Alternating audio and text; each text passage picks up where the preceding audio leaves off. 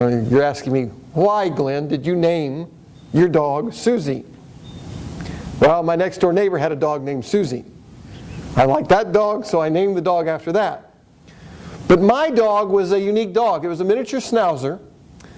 And it was a big miniature schnauzer. For miniature schnauzers usually aren't as big as my dog was. But we enjoyed having my dog around. It was fun to grow up with this dog. But the one thing about my dog, if you put her in the backyard and she got out, she was gone. I mean, she did not come home. It was hours and hours later. I can't tell you how many times that we would go around the subdivision and around the area looking for my dog, because my dog loved to run away. And my dog had the puppies, and my grandpa took one of the puppies and named her not Susie but Suke. K for my sister Karen. And so he named her that, and Suke was a much more loyal dog, because my grandfather would let Suke out and actually run around the whole of the place that they were living, and the dog would come back almost immediately, sometimes with the bird, sometimes not. But that dog was loyal. And my dog, once it got out, it was gone. Now my dog, I enjoyed having the dog and growing up with the dog, but my grandpa's dog was loyal. Loyal to him. My grandpa lived by this admonition. If the dog doesn't come back, let him go. It's not worth having around. That was my grandpa. If the dog is not loyal to the hand who feeds him, then the dog is not worth having. And so my grandpa taught the dog to a lot of different things. He actually wanted to train him to be a bird dog, but it never really came out to be that. But I want to talk to you about loyalty today.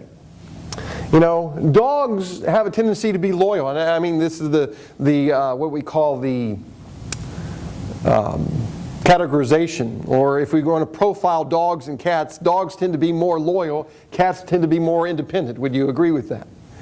And so, But I want to speak about loyalty, because basically in all of life there are basically two spheres of loyalty that we have.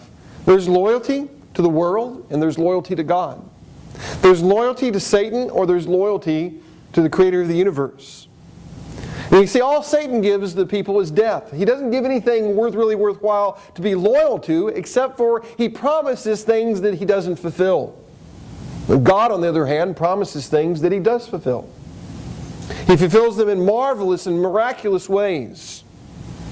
And the way God fulfills things are to make our faith not just private, but public or worldly. In other words, we don't hold our faith to ourselves. It is something that we proclaim in a constant way of life. It's not just a spiritual faith, it is also a faith that is social. It is meant to be lived out in community with other believers.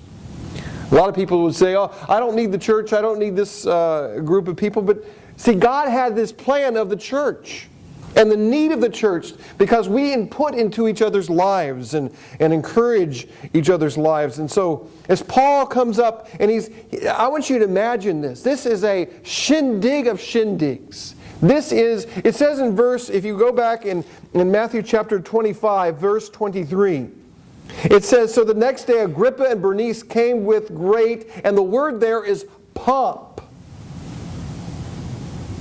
And they entered the audience hall with military tribunals, or tribunes, and the prominent men of the city. Then at the command of Festus, Paul was brought in. I want you to see this picture. That these people are decked out. They're in their Sunday bests. They're in their tuxes, they're in their uniforms, and all of a sudden, Paul, who is in chains and is not dressed very well, is brought in before this crowd. It's almost like this is the amusement of the day. When Paul is going to give a defense. Because you remember, Festus wants an accusation that he can give, or a charge that he can give to Caesar. Because Caesar will not accept an accusation or someone coming to him if he doesn't have an accusation. But Paul, remember, said he wanted this case tried before Caesar, and so Festus says, to Caesar you will go. But they don't have any charges against him. And just as you look at this passage here, you're going to see that Paul is going to claim that he is loyal. He is loyal to Jewish tradition. He is loyal to Roman law, and he's also loyal to God, the creator of all things. You see, loyalty is a very important part. Just like my dog wasn't loyal when it got out, and my grandfather's dog was loyal because it knew, as my grandfather said, the hand that fed him. And we all have different loyalties in life. You have loyalties, you have commitments, you have loyalties, you have different ones. And some areas in your life you're more loyal to than others. I know many of you are not football fans, but football season is coming up. There are many people in America today that are passionately loyal. They're more loyal to their football team than they are to their husbands or wives.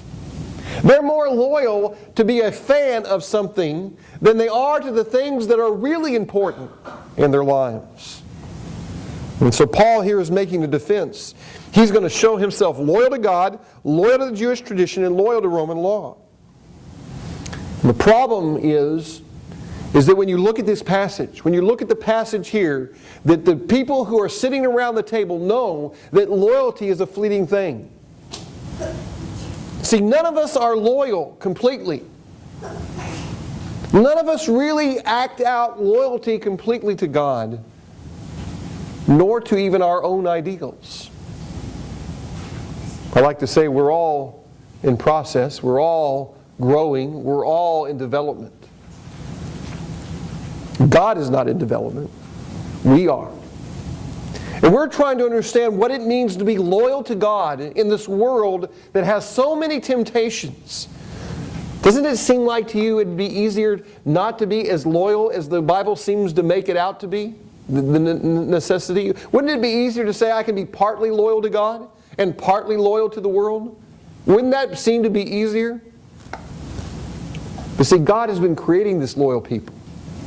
God is the one who creates the loyalty in our hearts. God is the one who is giving us the experiences and the circumstances and the truths that He's revealing Himself, who He is, so that we would be a loyal people. And so this morning, I want you to be loyal. Because if you understand the gospel and you preach it not only to others but to yourself, it creates loyalty. It creates a loyalty that focuses on the right things in life. Amen. And if you look at the passage here, he comes before in verse 1, Agrippa gives him permission. You know, it's this big hallway. And Paul has come in. He's the one in chains. He's the one you cannot miss because he's not dressed like everybody else. So Paul comes in. And Agrippa, go ahead and speak, Paul.